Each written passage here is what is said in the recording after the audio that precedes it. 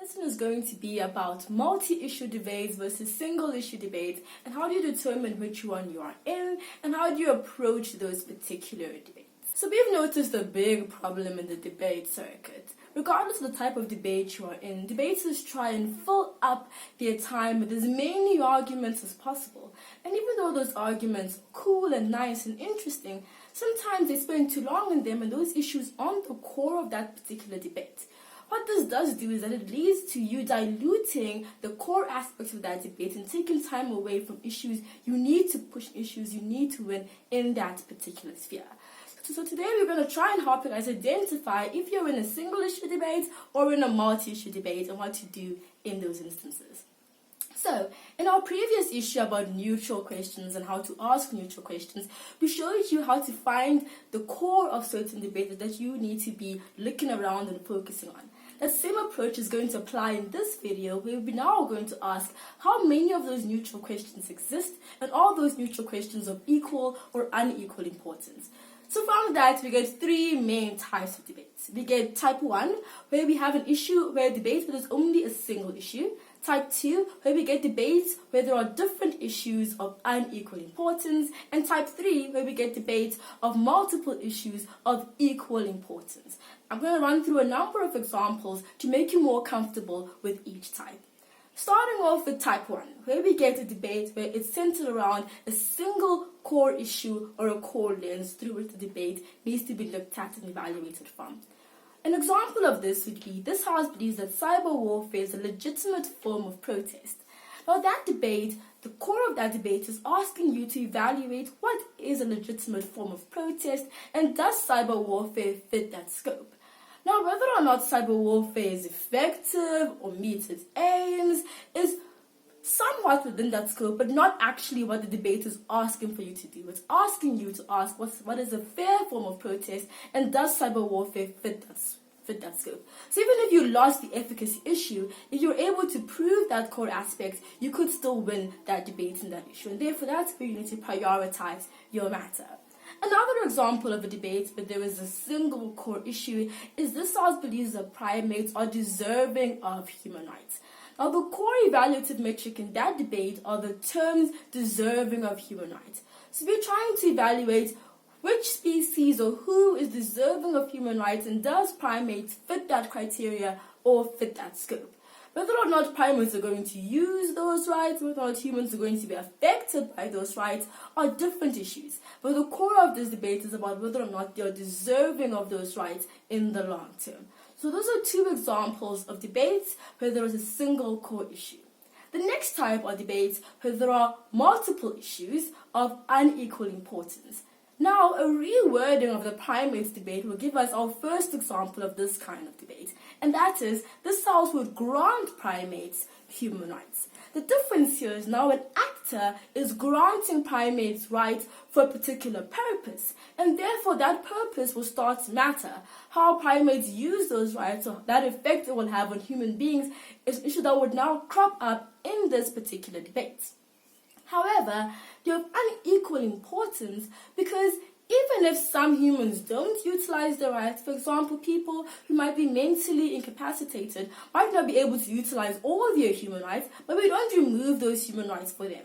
And even if some human rights affect other people, for example, the abolishing of slavery affected slave owners, we still felt it was a human right to not be a slave.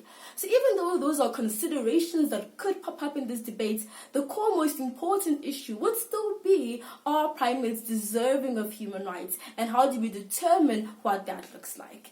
Another example of a debate where there are multiple issues of unequal importance is this House would reinstitute the death penalty. Now that debate forms around two core issues. The first issue being about this idea of the right to life, and how do we determine when we can remove the right to life from a person. The second issue is going to be around the effects on the justice system. Would it make our justice system more effective? Would it help us to deter future prisoners? However, those issues are of unequal importance because we wouldn't justify killing a prisoner to potentially maybe somewhat in the future deter other prisoners or make the justice system more effective.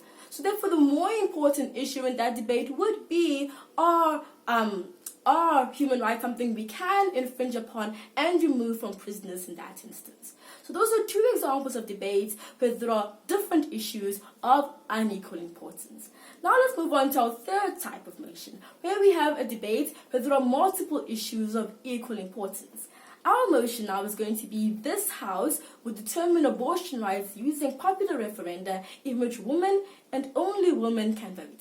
Now this debate is asking you to weigh up two core questions. The first one is, when can we use popular referenda? Is popular referenda a correct mechanism to determine choices and rights by? And the second one is, which issues in society should women and only women be allowed to have a say?